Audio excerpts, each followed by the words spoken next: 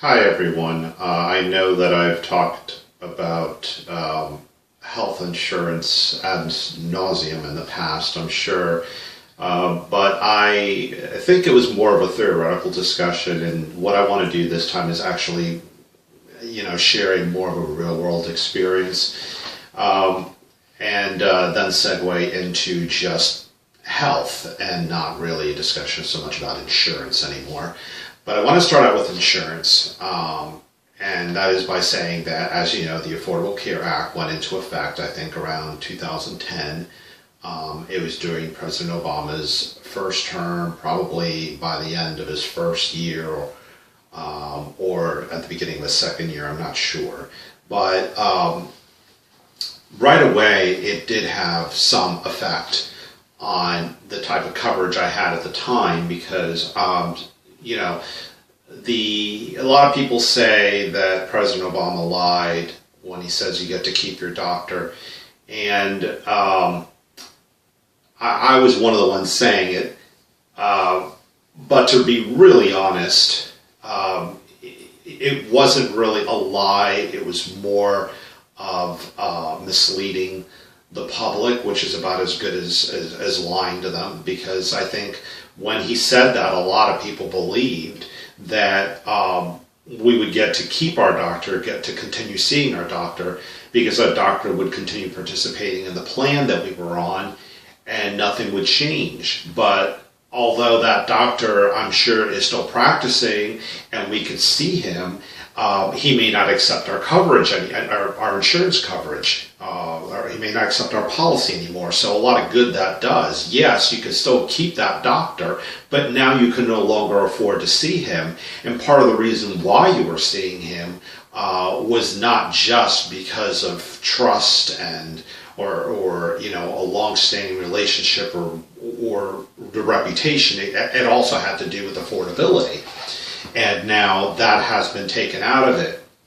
And the Affordable Care Act really is just a huge scam. It's a misnomer because health insurance has not become affordable under the Affordable Care Act. What happened was President Obama got into bed with the insurance companies, told them, I'm going to require everyone to buy your product, and if they don't, they're going to get penalized. All right. So now the insurance companies, that is a sweet deal. Everybody now has to have insurance. Everybody has to come to them to get coverage. And it's going to be affordable for more affordable, I should say, for a lot of people, not because the insurance companies are being asked to lower their premiums by Mr. Obama. They're being told, we, the government, are going to pay you, and that way you need to ask for less money from the insured. So of course it becomes affordable to the insured, but it's not truly affordable. It's just the government is helping make the payments. So that has now become a problem because I have participated in the exchanges, and the reason why I've done that, even though I've always been an opponent of it, I've always been of the opinion, I think I've talked about this before, if I'm eligible for something and it's available, I'm going to accept it. But that doesn't mean that I don't believe that there's a better way of receiving that benefit or earning it myself. But anyway, I have gone through periods of unemployment, and my employment situation has been pretty spotty at times, and I didn't want to accept group coverage through my employer because I never knew how long I was going to be with that employer. And then when coverage is lost because the employment relation is severed, the only option then is COBRA, which is extremely expensive. Okay, so I went on the exchanges. I applied when I was unemployed, and so of course I qualified for a lot more because I was able to say I was poor and that I didn't have an income.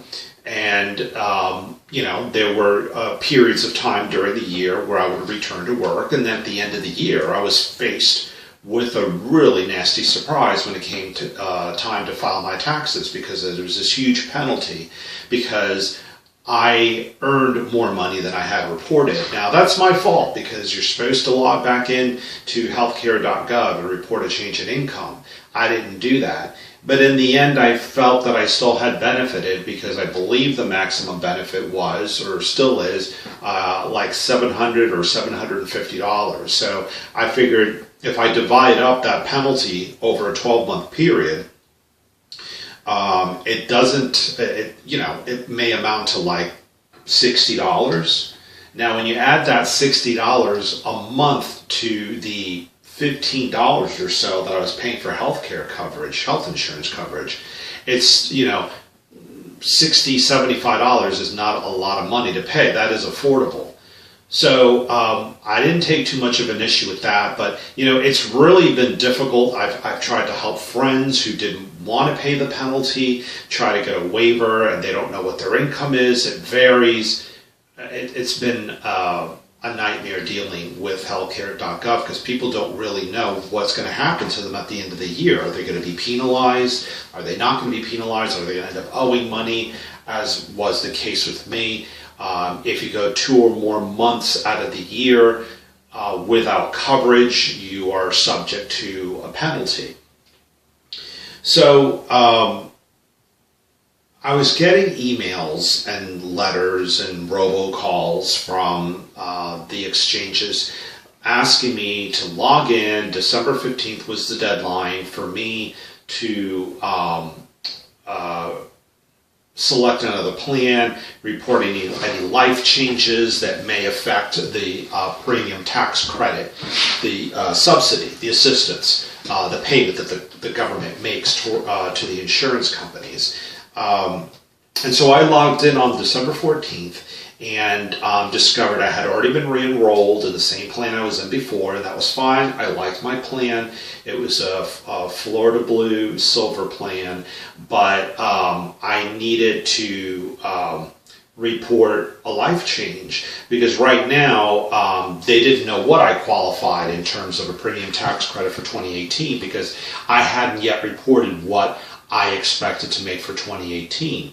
So now that I'm working, and I assume I'll be working throughout 2018, I went ahead and I reported what I believe my income would be for the entire year, assuming I remain employed the entire year. And then all of a sudden, I'm no longer eligible for any premium tax credit, which came as quite a surprise to me, because I was under the understanding that you can make as much as $70,000 and still be eligible for some type of government assistance.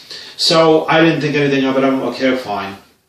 I'm just not, I just figured I'm not going to keep this plan now, because, like I said, it's not affordable unless the government is paying for some of it. So now my plan, instead of being $15 a month, as it was in 2017, was going to be $550 a month in 2018. I can't do that. So I looked into my other options at work, and open enrollment was in October. And because my plan through the exchange was no longer affordable, that was not grounds to qualify me for a special enrollment period through my employer-sponsored plan. So I'm stuck. So I went ahead and I called, I believe it was on December 22nd, and I spoke with a representative. Instead of doing this over the computer, I spoke to someone. I gave them my information. I said, I'm just calling because I want to be certain that I don't qualify for a premium tax credit. If I don't, I don't. I accept that, all right? I don't make demands of my government, ask for things that I should be willing and able to pay for myself. But if the assistance is available, I'm going to take it, all right? So they said, no, based on your income, you do qualify for $192 a month. And I'm thinking, woohoo, that's good. That's good. But because the plan is $550, that's still like $357 or it's like $350. I don't remember. I think it was $357. So they also said, because it was already after December 15th, that I would no longer be eligible for the premium tax credit for the month of January. Any changes after the 15th will take effect not the following month, but 2 months later, or a month and a half later, whatever. So now I'm eligible for that premium tax credit in February. So I was thinking, I'm not going to pay for January. It's not affordable. Okay. But then I did develop some health issues, which I hope to try to get into. What I wanted to do was not pay for January, then start paying in February. But then my concern was, it's with the same insurer. So what if I don't pay for January? Will then the February payment I make be applied to the January payment? Will I always be behind? Will they threaten to cancel me? And that was a question that I posed to the marketplace, and they said, yes, you need to pay for January. If you do not, you will be terminated for the entire year. And then, like I said, I'm having some issues now, so I can't go the entire year without coverage. And then I've already explained, I'm not eligible through work. So now the government has me over a barrel. Either I pay for January or I have nothing all year. And then my problem, my health issues exacerbated, and I was like, okay, I'm just going to pay it. That's fine. You know what? I've saved a lot of money paying only $15 a month. So if I have to pay $550 for 1 month, I'll do it. So I logged into the Florida Blue website, and then I was getting all these welcoming messages. I'm like, what am I getting all these messages for? I'm already, enrolled. Take me right to the payment page. And it started telling me about the plan, and everything was different. Now all of a sudden, I have a $6,000 plus deductible. I have high co-pays. I believe the plan only pays after the deductible is met. I think there were co-pays on the plan, but I have to pay like $60 to see a doctor, $120 to see a specialist. And so this just, not feeling well really upset me. I injured my left shoulder somehow. I don't know really what it was. I have a theory I won't get into. It's too time consuming. But I'm like in pain, and I'm breaking down, and I'm paying $550 only to find out that not only do I have to pay that $550, but I'm going to have to spend like $120 maybe to see a chiropractor or something. And x-rays and all diagnostic testing is only paid at half, and that's after the deductible is met. I'm like, this is ridiculous. I'm not going to do this. And so I called the exchanges. I explained, look, this 192 premium tax credit should apply to January because I logged in before December 15th. I have an email from them saying, okay, you're enrolled, pick a plan. I got that December 14th. I also have like an eligibility notice from them that I downloaded to my computer when I had logged in on December 14th that I had then deleted. So I was able to restore it out of my trash bin. And it says December 14th. So that shows that I was logged in. It doesn't say what I did, but I'm telling you, there was no other reason for me to log in because I didn't pick a different plan. I had already had notice that I was re-enrolled in the same plan, so there's no reason for me to log in other than I was being threatened to not get a premium tax credit unless I reported my income for the year, which I did. So I should have gotten notice that I was eligible for a premium tax credit then, but for some reason that didn't happen until I called in on December 22nd. So anyway, now I have to file an appeal, and that's a nightmare. But anyway, so let me get into health, not so much health insurance, but health care and health. I've always been the type of person that I show up for work no matter how miserable I'm feeling. I've had colleagues complain that I've made them sick because I've showed up for work with coughs and the sniffles and that sort of thing. I don't let that stuff get me down. But as I get older, it's getting harder to keep up that work ethic, and I worked with someone, once upon a time I was a school bus driver. And for a while there, I drove special needs students, and I drove the handicap bus with the wheelchair lift, and I had a bus attendant, and she missed a lot of work.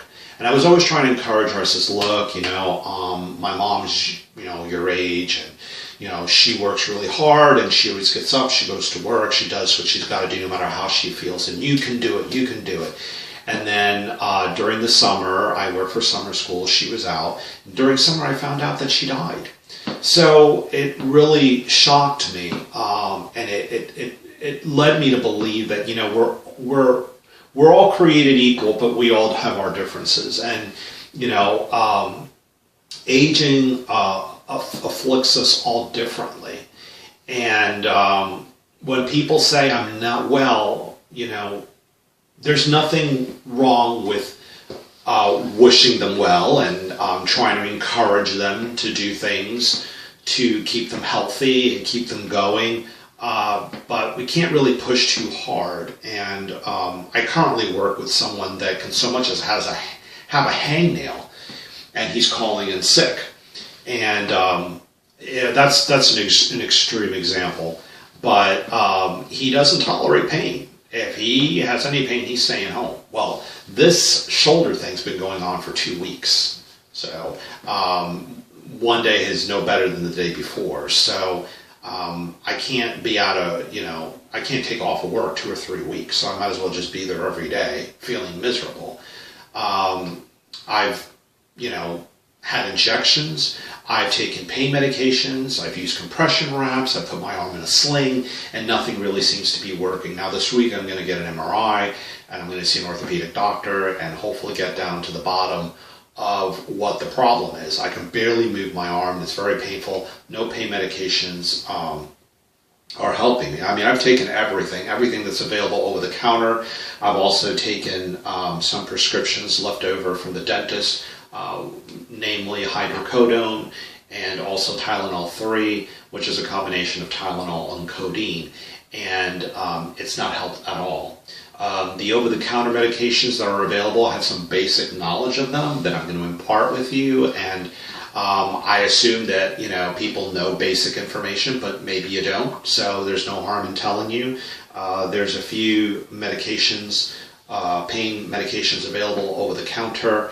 And by the way, I've been rubbing menthol, an icy hot equivalent by Equate, which is available at Walmart. I've tried to rub that into my skin and that into my shoulder, that is, and it hasn't helped. But the over-the-counter medications that I've taken have been, the brand name is Excedrin, and what Excedrin is a combination of acetaminophen, which is Tylenol, and caffeine and aspirin. And I buy it's the maximum strength formula, and supposedly aspirin is good to have in case you're having a heart attack. You can take the low dosage aspirin, I think, on a daily basis to ward off potential heart attacks. But you can even take an aspirin during a heart attack to try to help. Obviously, you still have to call the ambulance and get to the hospital. But while you wait, that's something good to do. My understanding is coughing is also something good to do while you're having a heart attack. But confirm that I'm no doctor. All right, I don't want to make matters worse. So I also have ibuprofen, which is Advil, and that is probably the most popular. NSAID, I think they're called, NSAID. They're anti-inflammatories and painkillers combined in one. Inflammation is what causes pain, so if you can take something that will reduce inflammation, that should probably get rid of a lot of the pain. Another popular anti-inflammatory like Advil is Aleve, and that is naproxen sodium. And the good thing about that is it's good for about 12 hours. You just take one capsule, and the pain relief should last about 12 hours, as opposed to ibuprofen, which I believe is maybe 6 to 8 or 4 to 6. I'm not sure. And the same thing with Tylenol, which is acetaminophen. Got to be really careful with acetaminophen. It's in a lot of medications, cold medications. So if you're taking the pill and you're taking cold medications, you could potentially OD, overdose on acetaminophen. So you got to be really careful in taking that. I think it's also hard on your liver, and or that could be true of the anti-inflammatories. I'm not sure, but aspirin is hard on the stomach, as is ibuprofen and naproxen sodium. So those are the things that are available over the counter. When you take Aleve or Advil, you can start off with 2 capsules in the beginning, but then later you should only be taking 1 because you'll already have plenty of it in your system. And if the pain isn't responding, the pain isn't responding. There's, you're doing yourself harm in the long term to try to get some immediate relief. So really be careful with the medications. There's supposedly an opioid epidemic right now, and it's really hard to get pain medication. A lot of people also take more than 2 of the ibuprofens at a time. They take 3, they take 4, which is prescription strength. Again, if you've not been directed by a doctor to do that, it's not something you should do. Now, one thing that I have found out is you can combine. I feel safe to say that you can combine some of these medications. For example, you can take the Excedrin, which has the acetaminophen, and the aspirin, and you can combine it with the naproxen sodium. Again, get a second opinion, but I don't know that you could take 2 and 2, but you may be able to take 1 and 2. But never do that with ibuprofen. Supposedly it's much riskier to combine acetaminophen with ibuprofen. All right. For joint pain, like I'm experiencing, there's a couple of things that that are available. There's lidocaine. There is menthol. Those are all topical solutions. Some come in creams, some come in roll-ons. BioFreeze comes in a spray. But as I age, I still don't have any real serious health issues, and I'm really grateful for that. But I'm being plagued with a lot of little annoyances. And right now is this problem with my left shoulder. So when we last met, I was telling you that it was my last recording before my birthday, and that I didn't know what I would be doing for my birthday, and now I know what I did for my birthday. I hurted. I was in pain. So I just tried to stay in and relax and apply cold. And I also used a heating pad. I mean, I've done it all.